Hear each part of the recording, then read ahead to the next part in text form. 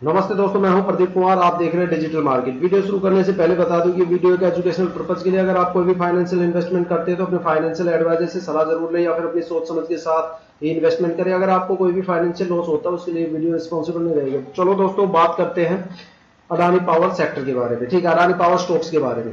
ठीक है, अगर आप चैनल पर नए हो तो चैनल को सब्सक्राइब कीजिएगा ताकि जो इन्फॉर्मेटिव वीडियो हम आप तक लेके आए उसकी नोटिफिकेशन आप तक सबसे पहले पहुंच पाए और इस वीडियो का आप पूरा लाभ उठाए। ठीक है, आज हम जो बात करने वाले दोस्तों, देखो अडानी पावर लिमिटेड के बारे में करने वाले हैं। अगर स्टॉक में प्रोग्रेस देखी जाए तो प्रोग्रेस ना के बराबर हो गई है। ठीक है, ये स्टॉक कम से कम 895 रुपए से लगातार गिरावट के माहौल में, और ये गिरता गिरता आज 632 रुपए के आसपास आ गया। इसका गिरने का जो यहाँ पे स्पेक्ट्रम चल रहा है वो मैं आपको बताता हूँ। एक दिन ये कम से कम 3-4 पैसे ऊपर चढ़ता है, फिर ये 10-12 रुपए नीचे गिर जाता है, फिर ये 4-5 रुपए ऊपर चढ़ता है, फिर 6-7 रुपए नीचे गिर जाता है, फिर ये 4-5 रुपए ऊपर चढ़ेगा, फिर ये अगले दिन कम से कम 10-12 रुपए नीचे गिरा देगा।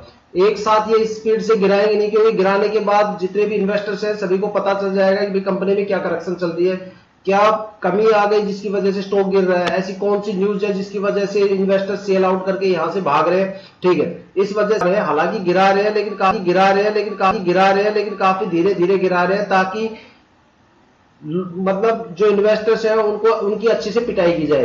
ठीक है, तो यहाँ पे पिटाई का पूरी तरह से माहौल बन चुका, और नहीं बना तो मैं आपको बता दूं, जैसे ये स्टॉक कम से कम 580 के नीचे जाएगा तो इस स्टॉक में आपको इतनी स्पीड से गिरावट देखने को मिलेगी कि उसके बाद आपकी शेयर्स बिकने ही बंद हो जाएंगे। और जो जैसे आप सुबह 9:01 के ऊपर ऑर्डर लगाओगे, आपका ऑर्डर पूरे दिन रखा रहेगा, क्योंकि इस स्टॉक के अंदर गिरावट का जो बड़ा कारण है, जो बड़ी न्यूज है, वो है ही कुछ ऐसी। ठीक है, जिसको सुन के आपके पैरों नीचे से जमीन चली जाएगी। अगर आपने भी यहाँ पे इन्वेस्टमेंट कर रखा है, ये स्टॉक अब ग्रोथ करेगा या नहीं करेगा वो अब डिपेंड करता है बांग्लादेश की इकोनॉमी पे। ठीक है, तो चलो इस स्टॉक के बारे में कुछ बताते हैं। अभी जो इसका करंट प्राइस चल रहा है 632 रुपए का आसपास चल रहा है, और कंपनी की बात करें तो कंपनी कम से कम 2.5 लाख करोड़ के आसपास इसकी मार्केट कैपिटल है। और अगर इसके पिछले साल की परफॉर्मेंस की बात करें तो ये स्टॉक 289 रुपए 35 पैसे चल के 895 के आसपास जाके आया है। तो मतलब कह सकते हो भाई 3-4 गुना इन्होंने अच्छा खासा यहाँ पे रिटर्न दिया है। ठीक है, लेकिन अब ये जो स्टॉक है काफी स्पीडली गिर रहा है। अब मतलब लोग ये सोच रहे हैं कि भाई पिछले साल इतनी अच्छी परफॉर्मेंस देने के बाद ये इतना मतलब गिरावट के साथ क्यों खड़ा हो गया, मतलब इतनी जबरदस्त गिरावट क्यों देखने को मिल गई, क्योंकि इसके पीछे एक रीजन है। ठीक है, रीजन से पहले मैं आपका इसका क्वार्टरली रिजल्ट बता देता हूं जो जून 2024 में आया है। इसकी रिवेन्यू की बात करें तो कंपनी ने यहाँ पे 14,000 करोड़ का रिवेन्यू जनरेट किया है 35% की ग्रोथ के साथ। और अगर नेट इनकम की बात करें तो 3,091 करोड़ का यहाँ पे नेट इनकम है, जो पिछले साल की कंपेरिजन में 55% से ज्यादा की गिरावट के साथ है। ठीक, और अगर इसके नेट प्रॉफिट मार्जिन की बात करें तो यहाँ पे आपको 67% की गिरावट देखने को मिलती है। और अब नजर डालते हैं कुछ सुर्खियों पे जो मार्केट में चल रही है अडानी पावर को लेके, कि भाई ऐसे कौन कौन से फैक्टर्स हैं जिनकी वजह से अडानी पावर अब रोड पे आने वाला है। तो देखो, इसमें से सबसे पहले मैं एक चीज बता देता हूं। अडानी पावर के जो भी प्लांट्स है उनमें जो भी पावर बनती है वो कोयले और फ्यूल की वजह से बनती है। वहां पे जितना भी कोयला आता है वो बांग्लादेश से आता है। बांग्लादेश और भारत के बॉर्डर बिल्कुल सील हो गए, क्योंकि बांग्लादेश की इकोनॉमी हिल गई।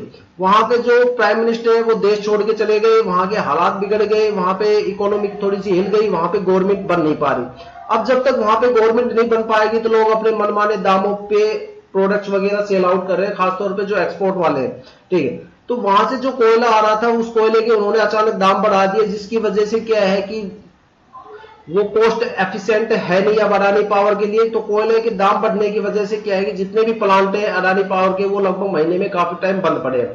ठीक है, दूसरी सबसे बड़ी चीज बॉर्डर सील होने की वजह से जो इंपोर्ट और एक्सपोर्ट हो पा रहा था वो वहां पे पूरी तरह से रोक दिया गया, क्योंकि कोई भी विस्फोटक सामान इंपोर्ट एक्सपोर्ट के साथ इधर से उधर ना चला जाए, इस वजह से बॉर्डर को प्रॉपर सील कर दिया, इंपोर्ट एक्सपोर्ट को पूरी तरह से बंद कर दिया। तो अब टोटल और बात ये आती है कि भाई अडानी पावर में जो सोर्स होता था जहां से वो पावर जनरेट करते थे वो सोर्स ही बंद हो गया। ठीक है, अब कोयला नहीं रहेगा, कोयले अगर मिल भी रहे तो काफी हाई प्राइस में मिल रहे हैं, और वो जितना जो स्टॉक उनको डेली चाहिए यूज के लिए उतना स्टॉक उनको मिल नहीं पा रहा। वो कैसे न कैसे करके इधर उधर से कुछ जो कंपनीज है जिनके साथ इनकी डील चल रही थी इलेक्ट्रिसिटी की, उनकी डील को पूरा करने के लिए ये इधर उधर से कोयले का अरेंजमेंट कर रहे हैं, लेकिन वो पूरी तरह से आपूर्ति हो नहीं पा रही उसकी। तो जो इनकी कमर्शियल इलेक्ट्रिसिटीज है वो उन्होंने उनकी जो प्रोडक्शन है उसको बंद कर दिया। ठीक है, अब इसमें देखो 2-3 और बड़ी न्यूज निकल के आई है। सबसे बड़ी चीज की भाई सबसे पहला तो जो मैंने आपको बताया हाई इंपोर्ट कोल प्राइस। ठीक है, तो ये कोयले का प्राइस तो यहाँ पे सबसे ज्यादा मतलब इंक्रीज हो गया। साथ में फ्यूल अवेलेबिलिटी चेंजेस, कि जो यहाँ पे फ्यूल वगैरह से भी जो बिजली बनती है उसकी भी अवेलेबिलिटी इनके पास नहीं है। दूसरा है bank loans, default on bank loans, कि यहां पे एक डिफॉल्ट का केस बना हुआ है जो कि